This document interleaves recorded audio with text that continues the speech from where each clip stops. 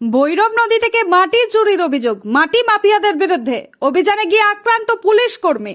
একটি মাটি কাটা জেসিপি আটক করেছে পুলিশ।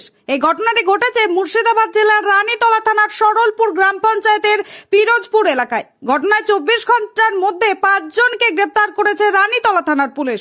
সূত্র মারফত জানা যায়, ভৈরব নদীতে অবৈধভাবে মাটি চুরি করার অভিযোগ উঠেছিল মাটি মাফিয়াদের বিরুদ্ধে।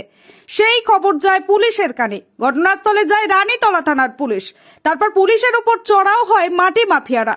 তারপর হাসোয়া ও লাঠি দিয়ে পুলিশকে আঘাত করে। এই ঘটনায় মাটি মাফিয়াদের হাতে জখম হয় 2 জন পুলিশ কর্মী এবং 2 জন সিভিক ভলেন্টিয়ার।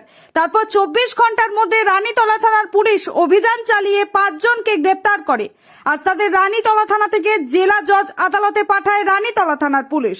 রানীতলা থেকে আজিম উদ্দিন শেখের রিপোর্ট, আখেরিগঞ্জ নিউজ।